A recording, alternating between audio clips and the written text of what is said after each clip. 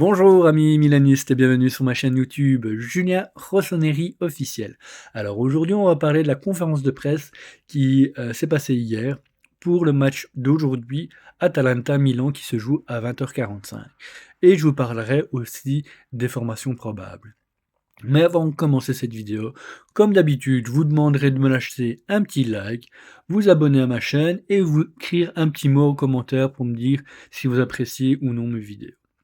Merci beaucoup en tout cas de me regarder et d'être aussi nombreux à me suivre. Commençons tout doucement. S'il est vrai que Mister Allegri a demandé un effectif réduit et s'il le regrette. Nous avons choisi le nombre de joueurs avec le club et pour lui c'était largement suffisant pour terminer la saison.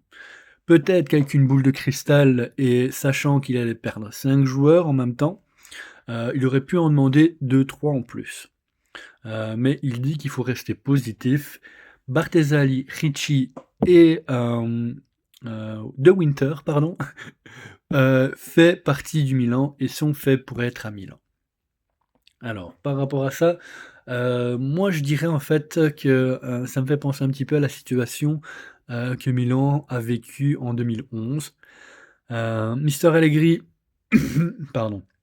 Mister Allegri à ce moment-là avait fait le même type de choix, un effectif réduit et au mois de janvier, il avait demandé au club pour faire un petit renforcement et je pense qu'on avait, pris, Van Bommel et Cassano. Ouais, Cassano et grâce à ça, ben, on avait réussi à avoir le scudetto, hein, tout simplement. Sur la prochaine question, sur Fofana en difficulté sans Rabiot, il y répond: «Si il grandit aussi défensivement, il s'améliore, il a un potentiel extraordinaire. Il doit être beaucoup plus exigeant avec lui-même, car il peut en faire beaucoup plus». Alors c'est vrai que, par rapport à ça, Fofana, quand il est avec et sans Rabiot, il est un petit peu différent parce qu'il ne joue pas spécialement le même rôle. Quand Rabiot est présent sur le terrain, l'impression que j'ai, c'est que Rabiot est plus là pour couper les lignes de passe, pour, mettre la pression sur les joueurs adverses et pouvoir de temps en temps mettre des petites pointes, pour aller, tirer au but. Là, vu que Rabiot n'est pas là, beh, c'est un petit peu à lui à jouer ce rôle-là. Rôle qu'il a encore un peu du mal à faire, rôle qu'il n'arrive pas spécialement, à faire parce qu'il n'a pas l'habitude de ça, il n'a pas l'habitude de se retrouver, en face du gardien et de tirer tout simplement. Parlons maintenant, de Ricci. Ce que Ricci doit améliorer. Le Mister répond: «Il joue dans un rôle qui n'est pas spécialement le sien, mais en ce moment, il va bien. Je suis vraiment content de lui. Il doit vraiment améliorer sa vitesse de passe, mais je suis sûr qu'au fur et à mesure des années, il va pouvoir augmenter son volume de jeu et pouvoir justement, jouer derrière le défenseur». Alors c'est vrai que dans cette situation-là, Ricci pour l'instant n'est pas encore au top.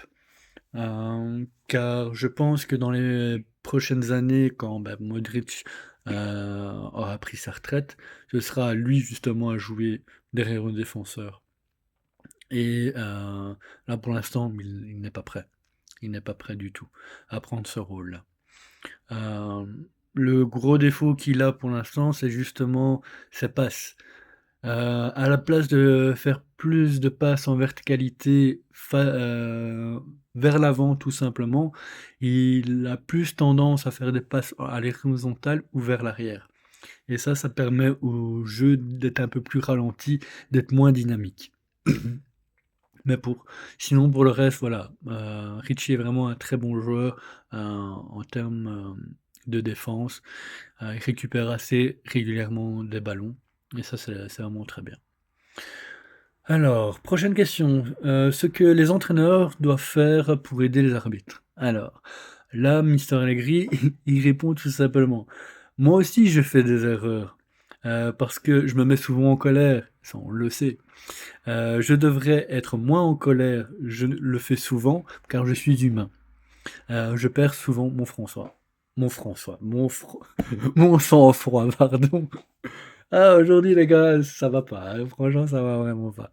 Mais bon, je vais essayer quand même de terminer cette vidéo parce que, voilà, heu, enfin soit. Continuons. Qui perd son sang-froid? Oui, clairement, c'est vrai. Ben, on le voit tous, hein, sur le terrain, Allegri, c'est quelqu'un qui a le foot, dans la peau, le foot dans l'âme. En je C'est un entraîneur qui aimerait même monter directement sur le terrain et aider les joueurs à pouvoir, gagner leurs matchs. C'est ça que j'apprécie aussi chez Allegri. C'est qu'il a un état d'esprit vraiment, de battant, en fait, tout simplement. Puis un journaliste revient sur si en janvier, il s'attend, à un marché des transferts comme il l'a fait en 2011. C'est ce que je vous expliquais un petit peu, au tout début de ma vidéo. Le Mister répond: «L'effectif aujourd'hui, il est fort. L'inattendu, c'est que justement, il a perdu 4 joueurs en équipe, nationale et que maintenant ils sont pas bien. On les récupère, ceux qui jouent pour l'instant se débrouillent très bien. Nous avons gagné contre la Florentine, fait un match nul contre Pise, nous sommes bien physiquement, on fait de bons matchs sur le plan technique. Ce n'est pas à cause des 5 joueurs qui nous manquent qu'on ne gagne pas ou qu'on ne perd pas. Cela, dépend vraiment de la récupération d'énergie». Alors par rapport à ça, c'est vrai que, Mister Allegri, il est un petit peu short, hein, en termes de remplacement, hein. Quand il met son 11 de base, hem, pour les changements et à part, Nkunku s'il est sur le banc, ou Jiménez s'il est sur le banc, et Loftus-Cheek, pour l'instant, il a pas vraiment beaucoup de joueurs en rotation. Pourquoi? Parce que voilà, on le sait bien, Rabiot est blessé, Pulisic est blessé, Estupiñán est blessé, Yachar est blessé, Loftus-Cheek qui revient, de blessure et qui sera, sûrement là pour le match d'Atalanta, mais ça, je vais en parler après. Ils en parlent justement dans la conférence de presse. Ce que le Mister retient justement et ce qu'il a bien aimé ou moins aimé, du match de vendredi, et combien, vaut les faux pas. Il raconte: «Cela peut valoir beaucoup si nous améliorons les situations de jeu. Après le 1-1, nous avons créé pas mal de situations favorables. À la fin, nous avons été, imprécis et on s'est précipité et la précipitation amène les erreurs. Nous devons mieux préparer et si nous récupérons plus vite le ballon, nous avons moins de risques de perdre.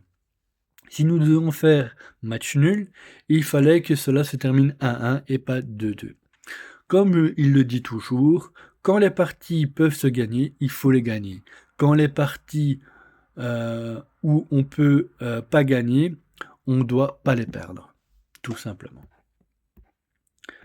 Sur la question Yachar, quand Yachar et Pulisic pourront-ils revenir? Contre la Rome, absolument pas. Pulisic sera sûrement là pour Parme. Nous espérons qu'il continue, son bon progrès. Yachar peut rejoindre déjà le groupe mercredi. Il avait besoin de temps. Pendant la pause, ils essaieront en tout cas de faire un match, amical parce que ça fait plus de 3 mois et demi que Yachar n'a plus joué, au football, donc il doit se remettre tout doucement dans le bain. Mais à mon avis, on ne verra pas, Yachar avant début décembre et on aura un Yachar 100 à mon avis, pour début l'année prochaine, à mon avis. À voir, son évolution, comment ça se passe. Après, une question qui m'a fait, assez rire, d'un journaliste, à Mister Allegri.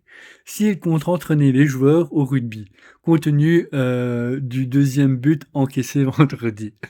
Alors ça, c'est magnifique, hein, qu'est-ce que vous voulez que je vous dise? Il répond: «Je ne sais pas quoi vous répondre, mais je peux vous dire quelque chose d'important sur l'équipe. Il faut regarder le terrain. Puis les décisions arbitrales doivent être acceptées, que ça soit en notre faveur ou en notre défaveur. Les 5 dernières minutes jouées à Pise, qui sont, beaucoup dans un match, surtout les dernières, il fallait être lucide et tranquille. pour construire au minimum 3 actions qui auraient pu justement amener au but. À ce moment-là, nous avons mal joué, dit le mister. Parce que nous nous sommes précipités. Nous devons penser à améliorer ces situations de jeu. C'est pourquoi je parle de la conscience d'être fort. Parce que alors, après 5 minutes, nous pouvions gagner. Le reste n'est que controverse et polémique, chose qu'on ne fait pas ici. Puis nous parlons un petit peu une question par rapport à Modric. Comment gérez-vous Modric compte tenu de ses nombreux engagements, que ce soit ici avec le Milan ou en équipe nationale? Il répond, il est doué pour se gérer lui-même.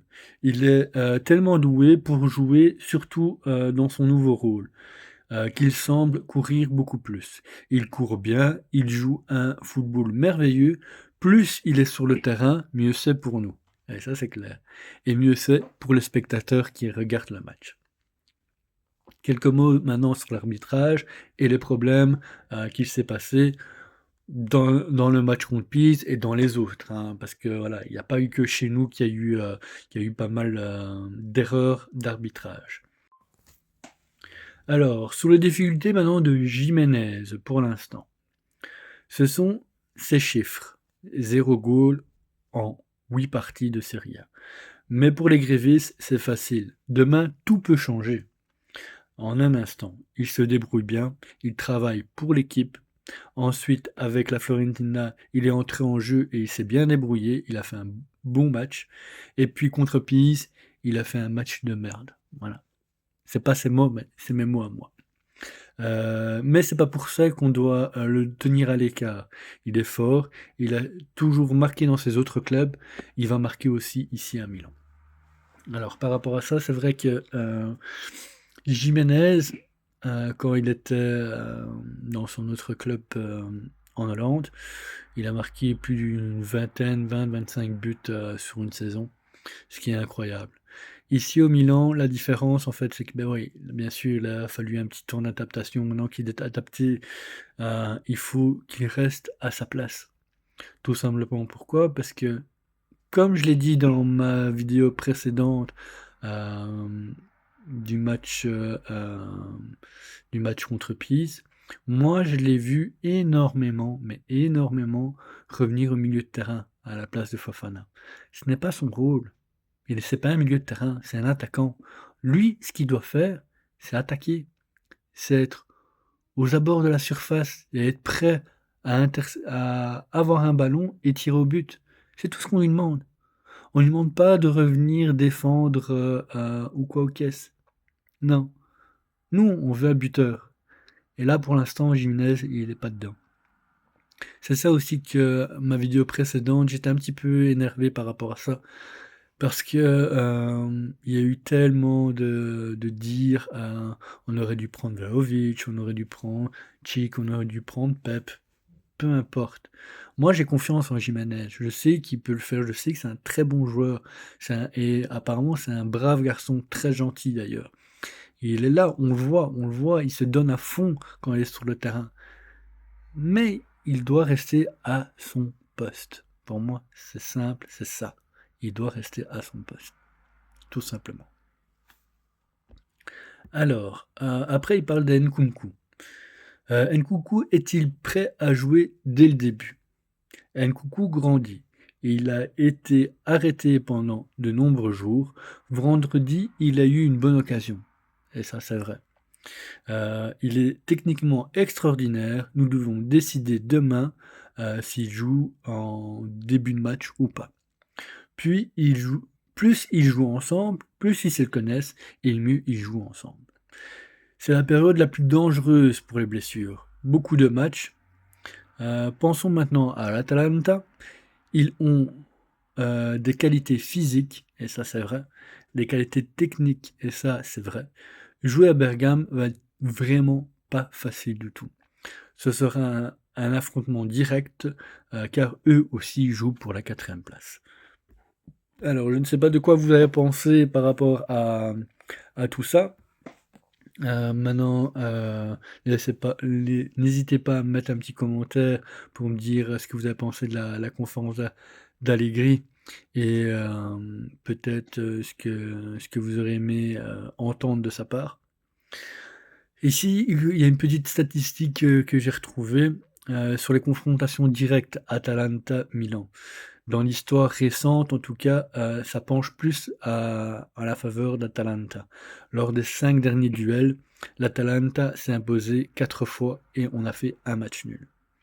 Alors par rapport maintenant à la composition officielle, donc on part, sur une équipe type, Maignan à la porte, on retrouve Tomori, Gabbia et Pavlovic en défense, Bartezali, Fofana, Modric et Ricci et Samuel Lekers pour les 5 du milieu de terrain. Et on finit par Jiménez et Léo pour l'attaque. Voilà, j'espère que vous avez bien apprécié cette vidéo. Pour moi, ça a été très compliqué de la terminer, je vous avoue. Mais n'hésitez pas en tout cas de me laisser un petit like, vous abonner à ma chaîne et me mettre un petit commentaire, ça me fera super plaisir. Et je vous répondrai avec plaisir. Voilà, en tout cas, je vous souhaite une bonne journée. Forza Milan et ce soir, on va gagner.